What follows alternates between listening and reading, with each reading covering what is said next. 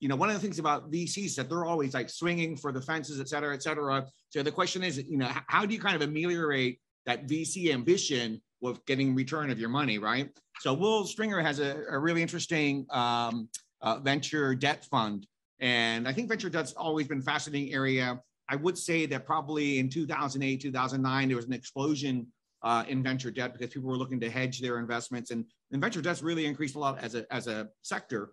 But relative to venture valuations, it probably hasn't increased at all. Maybe it's less because valuations have gone through the roof. So I'm going to ask Will to come up here, talk about his fund, what they do, how they hedge their risk.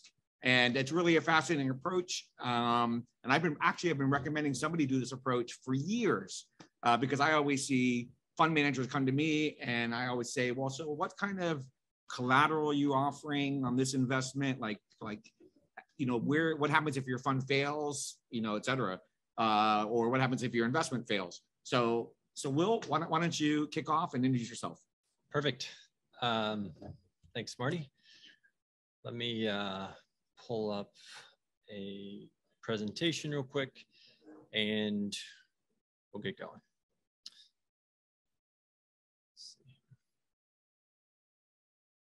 So hopefully that's working. There we go. Yeah, so title's venture debt, but it's a bit misleading. If you can really forget about what you know about the term investing in people. VCs say that all the time. We're actually investing in people in the truest sense. And I'll get into that and how we're doing it in a second here.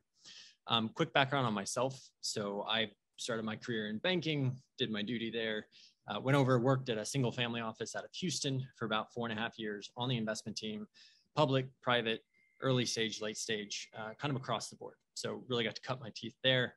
Spent a quick stint as a product manager at a fintech where I met my co-founder. And then early 2020, great timing, is right when we started Chisos and Chisos Capital. And again, what we're doing here is really investing in people, specifically entrepreneurs, day one in the truest sense. So let's quickly back up and look at the macro. This, I'm sure lots of people are familiar with this chart. This is Jeremy Grantham's GMO 7-year forecast. Not a great picture. Now, he's typically pretty bearish, so take it with a grain of salt, but where we're starting off of valuations on everything, venture, debt, public, private, everything, going forward, that typically leads to lower medium-term returns. As well as being in a rock and a hard place with inflation, inflation going up, Fed is working to fight that, but by fighting that, they're tightening, drawing liquidity out of the system, doesn't bode well for asset prices. So the question then is always from a family office perspective, where am I going to invest? What am I going to put my money into? So if we zoom into two asset classes that people are very familiar with, venture capital and traditional credit. These assets kind of sit tangential to what it is that we do.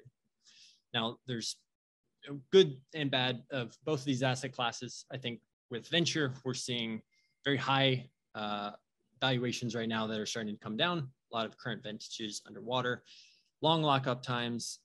Venture capital is good for very high growth companies that thrive on growth at all costs with free money. That free money is drying up. So now the question is, how do some of these early stage companies start to grow, or how can they grow profitably? That's a big question. Can they grow profitably? On the traditional credit side of things, you've got increasing defaults. If we do tip into a recession, you have shrinking spreads for any lenders that are, their cost of capital is increasing, and so their spread is shrinking.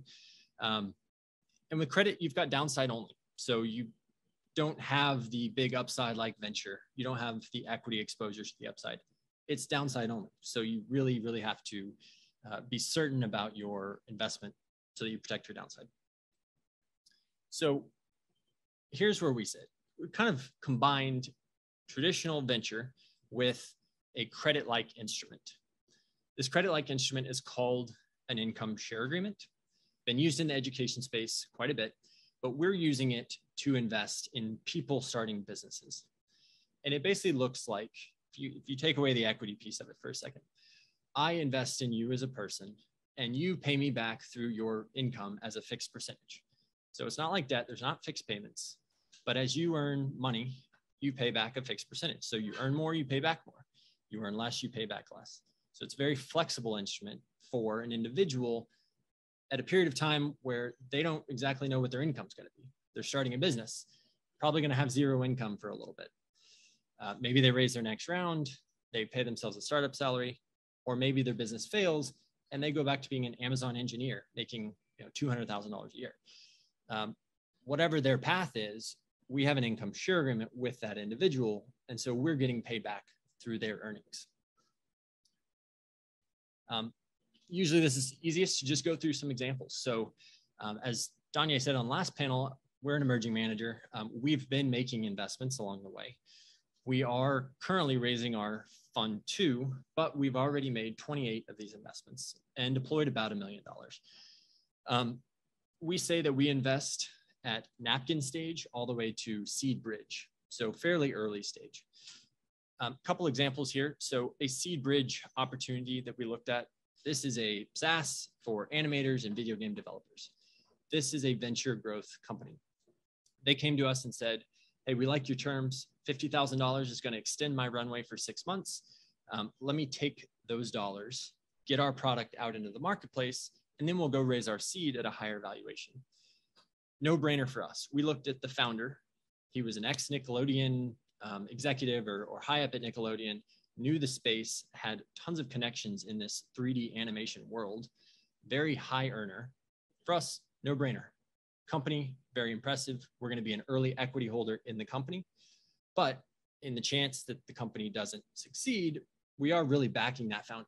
We're saying, hey, you're going to go work at Nickelodeon again or work somewhere in the entertainment industry as an executive. You're going to make a lot of money, and we're backing you with this income share agreement. So again, kind of 2 ways that we're going to make our return as Chisos Capital. Quickly on these other 2, Vestor was a day 1 check, very early founder coming out of Clemson, economics degree.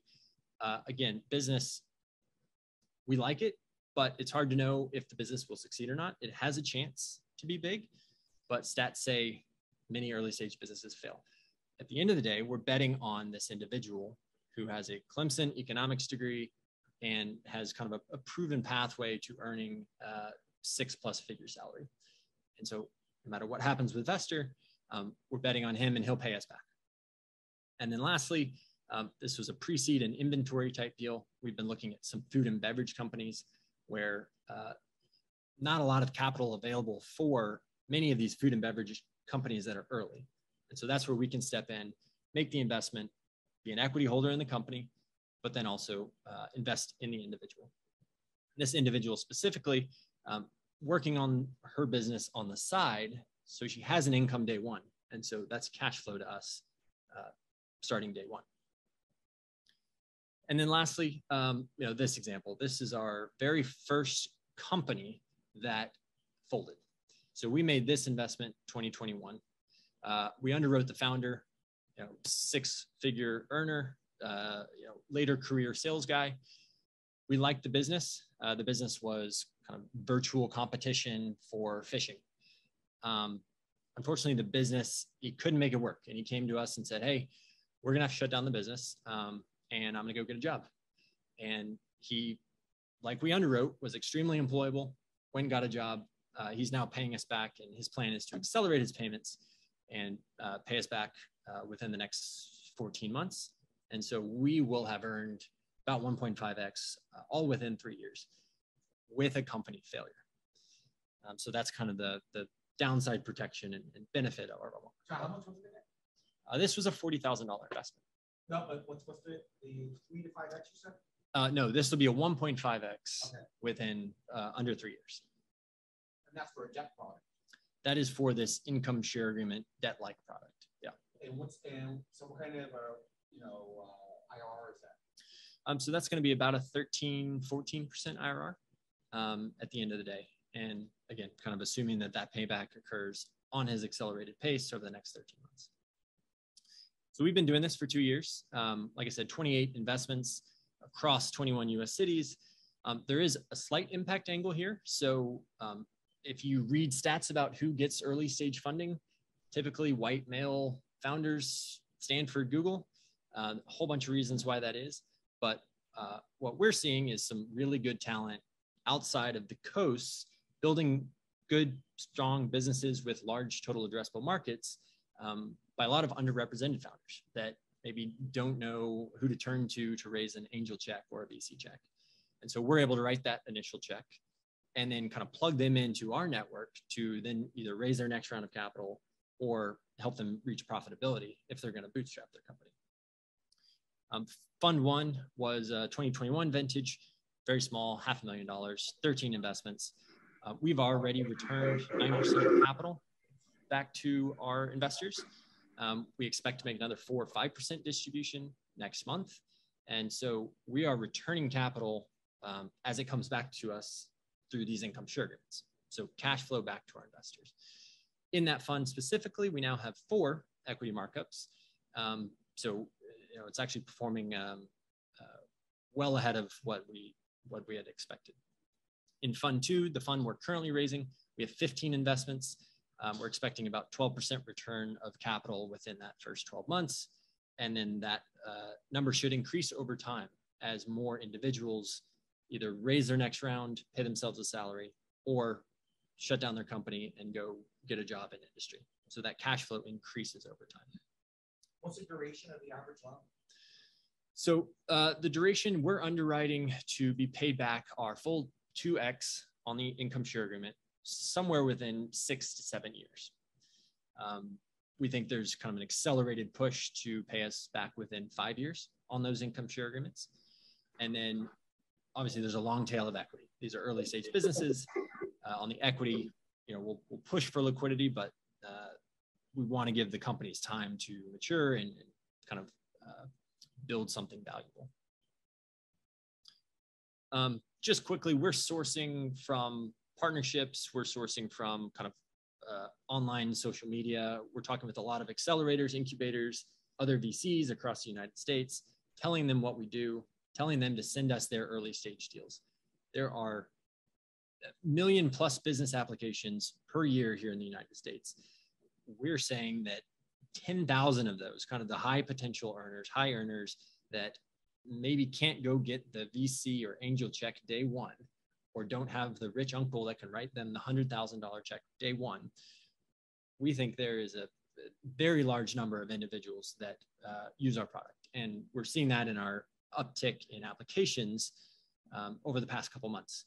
So we're seeing earlier this month, we had kind of pulled back. We were processing about 50 applications. We're closer to 150 applications right now. This is without really doing a whole lot of outreach. So people are just finding us organically. What will that 1 million+, is 1 million+ looking for venture capital, or is it 1 million+ for looking for crowdfunding, or is it all the above? All the above. That 1 million+ is just businesses, new businesses. Obviously, there's a kind of a sub-segment of those businesses that the Bureau of Labor kind of designates as high potential businesses or businesses that will actually employ people. But at the end of the day, there is venture debt is a misnomer. This is different. Like I said, kind of forget what you know about investing in people. Again, what we're looking for, we're underwriting the founder. So we are looking at their financial picture, their individual financial picture. We're looking at some psychographic information, grit, hustle, ambition, leadership. Do they have those entrepreneurial traits? And then we're looking at their business to see, do they understand their market? Do they have a viable go-to-market strategy, business model, et cetera? We have automated scoring that takes into account all of those factors and then rolls them all up so that we can stack rank all the opportunities that come across our desk fairly efficiently. You're only looking at ventures, though, like somebody who potentially has like hockey stick sort of growth. Doesn't have to be a unicorn. So it doesn't have to be a unicorn. Traditional venture, they need the unicorns. They have to return the portfolio, power law returns. Doesn't have to be a unicorn for us. We're okay with a 10, 20, $50 million type exit, small niche software business, because we're going to make our returns through the income share agreement and hopefully from a portion of our equity holdings. But if we're coming in at $1, $2, $3 million post-money valuations as that initial check, even after we get diluted down, that's still going to be a really good return if they exit for $20 million, $30 million. So we don't need the unicorn to return our portfolio like traditional venture does. Fairly small team. I told you about myself. My co-founder has more of the kind of technology experience. So he's helped build out this platform, open online application, automated sourcing, underwriting, and servicing. So that's a good combination there. Emmanuel, also on our team, has 20 plus years in the venture space as both an investor and operator. And then we have kind of a fractional supporting cast of marketing and CFO and compliance. And then Hannah is our full-time associate. Again, this is a fund too for us. This is a $5 million fund. So individuals typically, or smaller family offices, looking to put $50,000, $100,000, $250,000 checks to work in our unique cash flow opportunity with venture upside. Do you take co-investment? We do for follow-on equity. So we have pro rata rights in every investment we make. We offer those pro rata rights to our LPs first and then to our broader ecosystem, because we do not have a follow-on fund. We're making that first check investment only. But if we're successful, many of these companies will need additional rounds of fundraising. So we offer that to our LPs. You don't create special purpose vehicles with other debt vehicles? We don't, and a number of reasons, but we think $50,000 is kind of a top, a cap on the amount that we can invest through this instrument in a single individual. Because if we're looking for 2x back on that income share agreement, we're looking for $100,000 paid back to us. If our average income share is 10%, let's say the person makes $100,000, that's 10 years to get that 2x. So we think there's kind of that upper bound. And like I said, we're looking to get that 2x more in the 6 to 7 year time frame. Any more questions? We've got a couple minutes. Where are you located? So I'm located in Santa Monica, California. Our team, San Diego, New Hampshire, and Washington. Are most of your investments in California? A good number of them are, simply because I'm out, especially in Southern California, talking at events and connecting with that whole ecosystem. But we do have investments across the country: New York, middle of the country, Texas, California, across the country. More questions? Are there regulatory issues as it relates to income sharing? So income sharing sits in this gray area, and it is not considered debt. It is what we have worked with our ISA lawyers is considered it a investment in a financial contract in the person. And because our use of proceeds is business oriented, we will not be lumped into the consumer world. So, and then second factor there is we don't touch students, and income share agreements and students is kind of what everybody talks about. And so we don't touch students at all. And so we're kind of out of that world. But yeah, we have the top ISA kind of regulatory lawyer and guru on our team and advising us. Was there one more question, George?